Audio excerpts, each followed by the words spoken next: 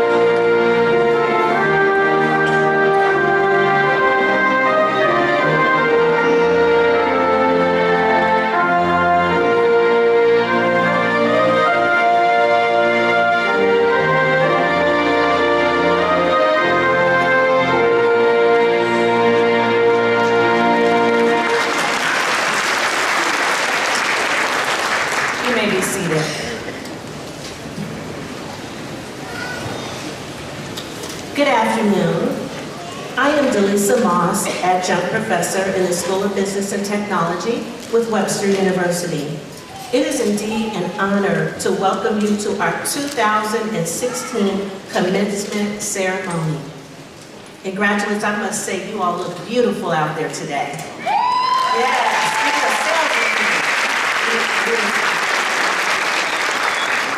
I would like to point out that the word commencement is of French origin, meaning to start or to begin. Graduation is not the end, as some tend to believe.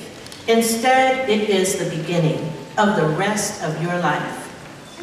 Our university provides more than just a degree. It provides a chance to make a difference. We are difference makers here at Webster University.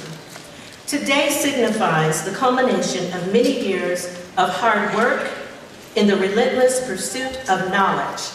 Class of 2016, you now have the expertise that will enable you to embrace opportunities and to take on challenges with clear vision and purpose. As for I used to dream of traveling the world. I was absolutely fascinated with culture and different lifestyles. With the help of Webster University, I enrolled in a global hybrid class, Issues in Management and Global Citizenship, a course that was part of the Study Abroad program. That class made my dreams a reality. I remember sitting where you are sitting today, graduates, and I embraced that feeling of significant accomplishment from completing my graduate program. So I want you to embrace that today. I have confidence that you too can make your dreams a reality. Acceptance, love, and friendship we have made, with memories had which shall not fade. The banner of blue and gold does fly, heralding our great history on high. For to us you will always be something more, Webster U. You are our home. And those are the words and the lyrics of our alma mater. Graduation day truly is a day of rejoicing, for it marks a milestone in an educational journey and the commencement of another, an uncertain or rather difficult part of man's quest for a better life and future. I would like to introduce and give honor to our faculty and staff, Dr. Cass Butler, our regional director, Mr. Sterling Stanford, this year's keynote speaker, Dr. Jean Chavis, representing the College of Arts and Sciences, Mr. Darren Camrat, representing the George Walker School of Business and Technology, and lastly, Mrs. Phyllis Harris, representing our School of Education. Please give them a round of applause.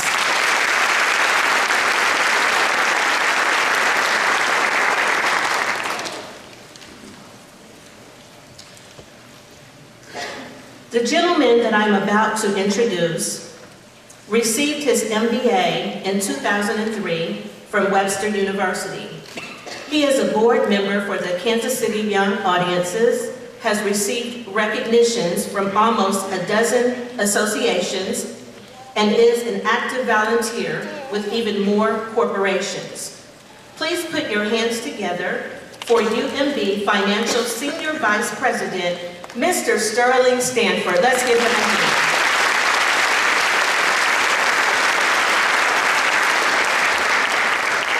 Thank you very much. Good afternoon. How's everybody doing?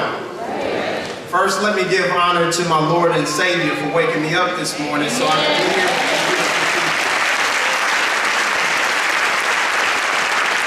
It's truly an honor to serve as the commencement speaker for Webster's 2016 graduation. And let me start by saying congratulations to the 2016 graduates. Go Bulldogs!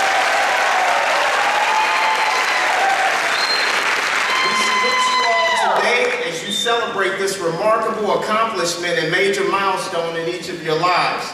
I know the road wasn't always easy, but believe me, it was worth the sacrifice and commitment. I would like to thank Webster's distinguished administration, trustees, staff, and President Extraordinary, Dr. Elizabeth J. Strobel. Please give them all a hand. It takes a special person to dedicate their life to the pursuit of educating others. And I happen to know this firsthand because my mother, Shirley Stanford, is a retired school teacher with over 30 years of service. So please give another hand to our educators. I'd like to recognize a few people that are here today, but let me tell you this, I'm gonna follow the 3 B's today. I'm gonna be clear, I'm gonna be concise, and I'm gonna be gone, so you guys can get on with the graduation. All right?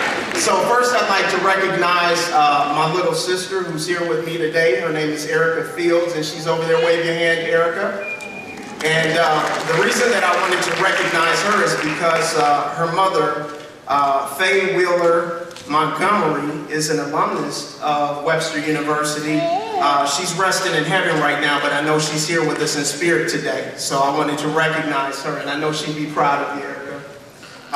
Secondly, let me recognize a couple of my church family members, Brother Howard Vaughn and Sister Sarah Vaughn, whose daughter is in the graduating class today. Her name is Brittany Vaughn Barker.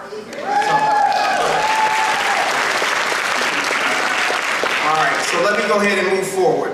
As I promised, clear, concise, and gone. All right? Our special debt of gratitude to Dean Butler for calling me and extending the invitation to be the commencement speaker for Webster's 2016 graduation. I must admit I was a bit surprised and humbled when I first received the invitation. This is typically an honor reserved for persons with great notoriety. However, Dean Butler told me she had confidence in me and told me she felt like I was the right person for the job. So thank you so much for extending the invitation. So I invite you all today to journey with me as I share some of my story, my thoughts, my memories, and a few valuable lessons learned. So first of all, you might not know this, but I'm a graduate of Webster University. I'm a proud fellow Gorlock from the class of 2003. Back when I sat in your seat, though, I still had hair. I'm bald now, and I was about 25 pounds lighter. Only thing I'm going to say is graduating has been linked to hair loss and weight gain, so graduates, please be careful when you leave here today. For those of you not familiar with Gorlocks, please allow me to shed some light. So the Gorlock is Webster's school mascot, and it was created by a group of former students. And just to break it down, the Gorlock has the paws of a cheetah, the horns of a buffalo, and the face of a St. Bernard dog. So I want you to think about that. That's why I'm never really sure whether to be proud or insulted when someone tells me I truly represent Webster in all this Gorlock glory. So I'm still trying to figure that one out. I'll tell you a little bit about myself. I grew up in Rockford, Illinois. It's a fairly small town outside of Chicago. And Rockford was an amazing place to grow up back in the 70s and 80s. I still cherish the memories of growing up with a large extended family, knowing my neighbors. You guys remember when we knew our neighbors? Going to church every Sunday, even when I didn't want to go. Hanging out with my friends, playing football, baseball, and running track. arguing with my older sisters, being loved by my older sisters. I'm sure you guys can relate to those good old sibling rivalries, right? I grew up during a time when all we wanted to do was go outside and play. On Saturday mornings, I couldn't wait. As soon as my feet hit the floor, I couldn't wait to get out the front door and go play with my friends. And when it came to playing outside, my parents only had one simple rule. And for those of us that are over 40, I bet you still remember what that rule is.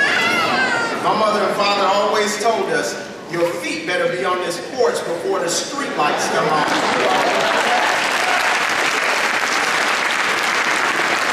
And like most kids, I tested that rule one time, numero uno, and trust me when I tell you, it never happened again. The last words I remember following that incident were from my father saying, this is going to hurt me a lot more than it's hurting you. For some reason, I didn't believe it. But my poor decision got me an introduction to the business end of my dad's belt. But I don't want you to feel sorry for me because I learned two valuable lessons that day. First, I learned that belts do more than just hold your pants up. And second, I learned the importance of paying attention to rules. But those were just two of the many valuable lessons I learned during my days growing up in Rockford. I also learned lessons from my coach, Eddie Manning, who had a profound influence on my life. He served as my football and my baseball coach from the age of 7 until I started playing high school ball. During his 30-plus years of coaching, Coach Manning touched the lives of hundreds of young men that had the privilege of growing up in Rockford, Illinois. And during my formative years, he was more than just a coach. He was a mentor, a role model, father figure, and still today he serves as one of my heroes. So hopefully each one of you have someone in your lives like that, and if not, you'd be well served to find someone. Coach Manning taught us to play smart, respect others, work hard, be tough, and never give up. He taught us to be go-getters. From childhood, most of us have been taught to be go-getters, so we can be successful and live the American dream. We've been taught to work hard, build our own brand, be ambitious, and play to win. We are taught to take pride in our individual accomplishments and be second to none. With some of us from diverse communities, we are taught we have to fight harder and be more ambitious to overcome inequities. And there's absolutely nothing wrong with the pursuit of personal success. That certainly represents one side of the coin we call life.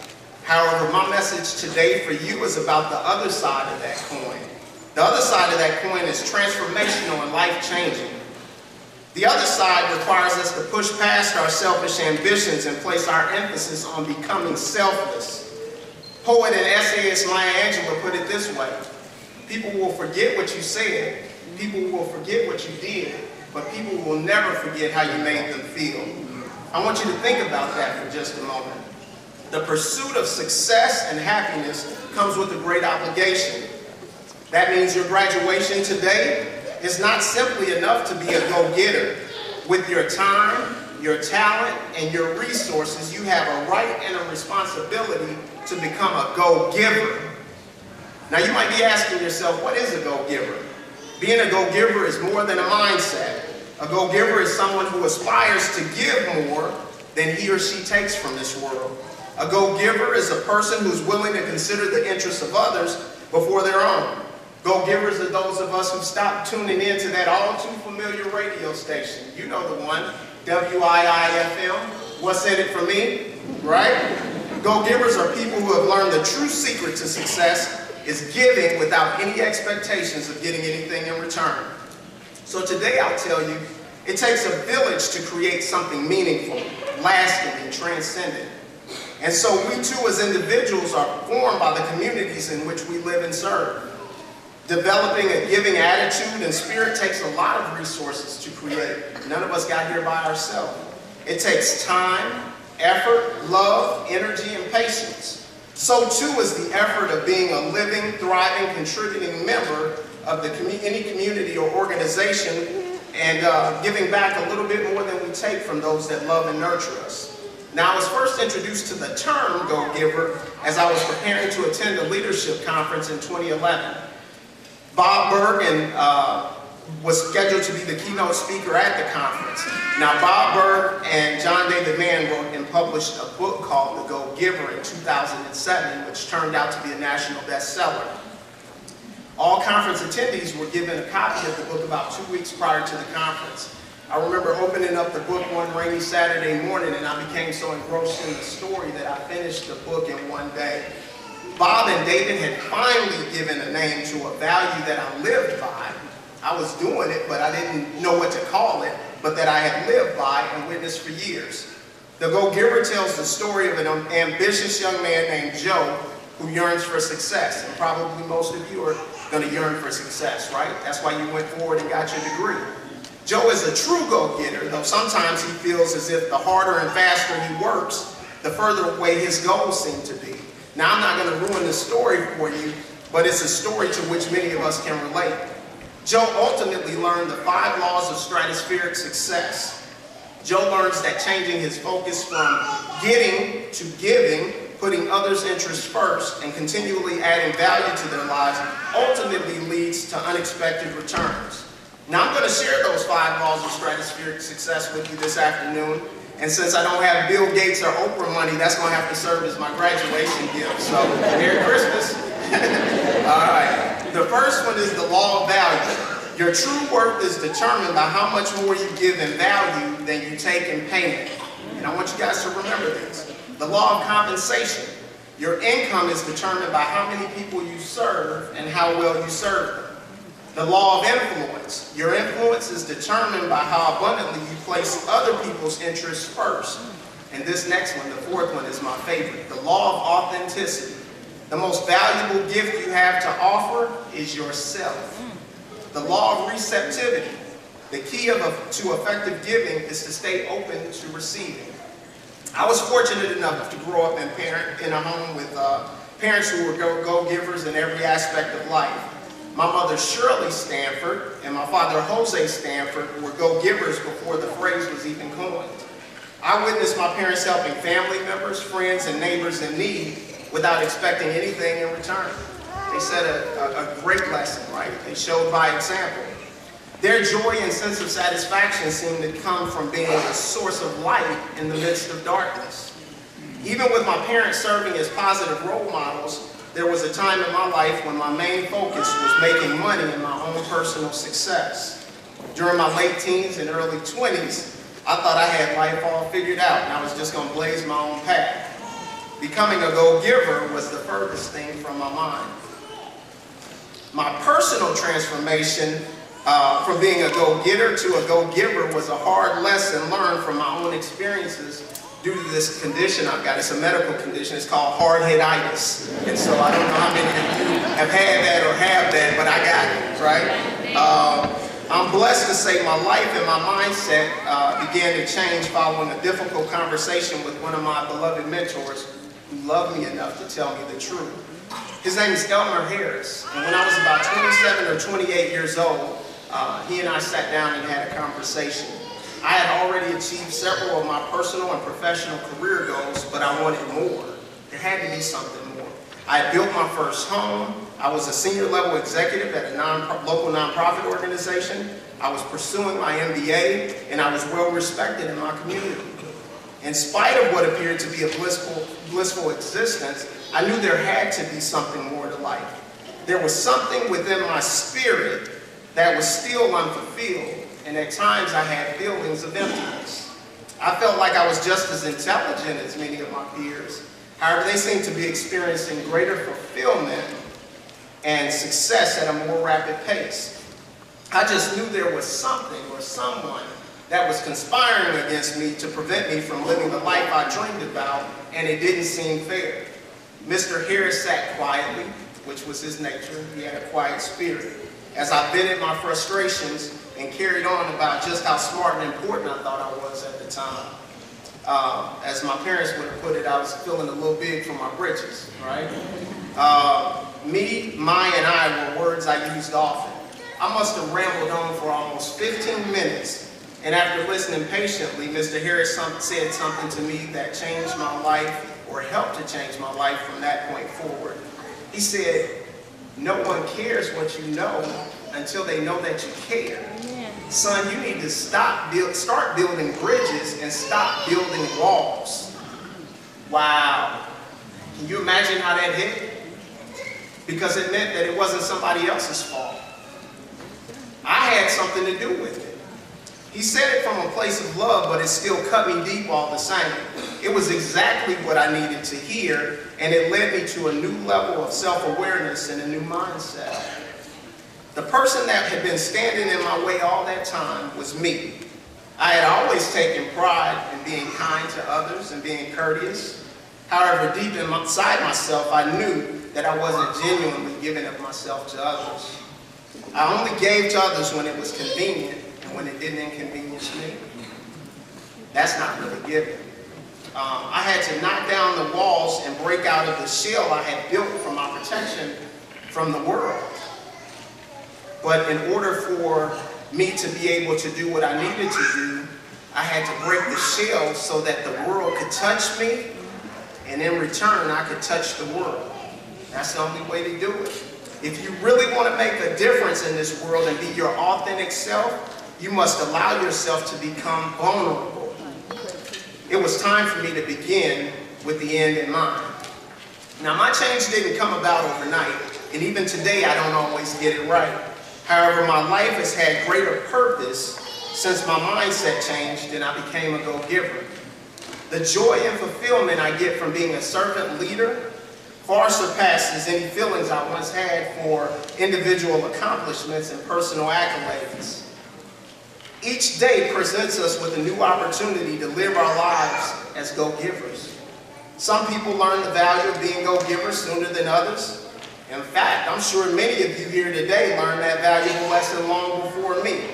There are many go-givers in our families, in our communities, in our churches, in our schools, and in our military.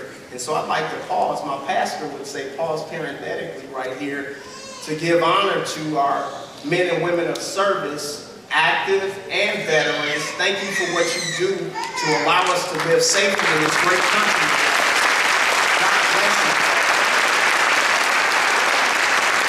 These go-givers remember that it's the heart that matters. Now, you may not recognize all these go-givers who surround us daily, but there are many, and two of whom are with us today. I would like to recognize two go-givers in Webster's 2016 graduating class, and hopefully I don't embarrass them by doing this because I don't think they knew. The first one is Denise Harden. Denise Harden, would you please stand?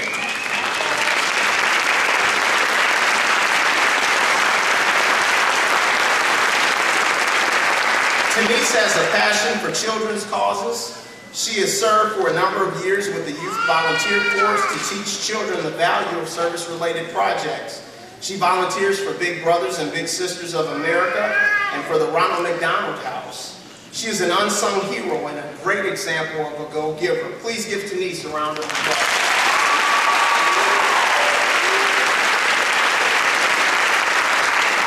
Next we have Sean Kirkwood. Is Sean Kirkwood in the house? All right. Sean is an emerging leader currently serving on the board of the Hickman Mills School District. Sean is selflessly involved in the mission of one of our public school systems, helping to make decisions with positive impacts on students' performance and educational programs. In addition, Sean is involved with social action and human rights causes that strengthen the economic development of the city. Please give Sean a round of applause.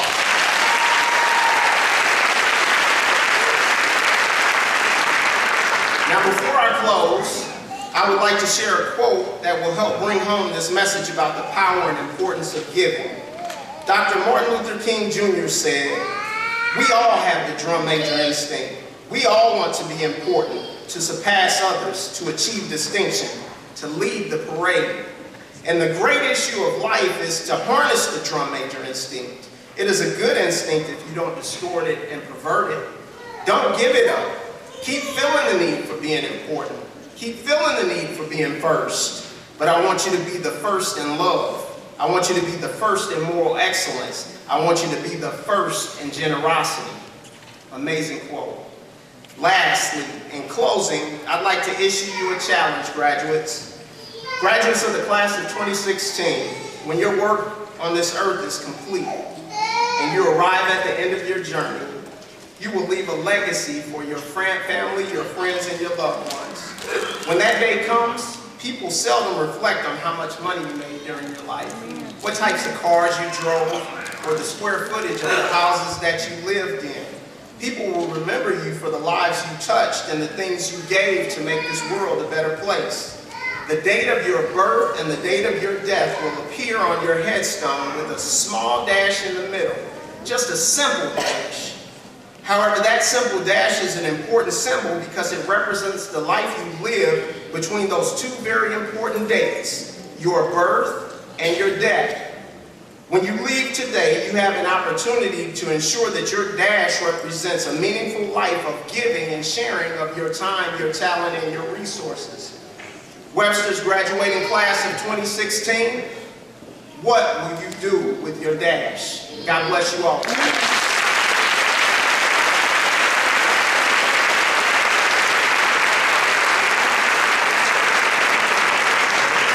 I'd like to thank you for offering yourself to us.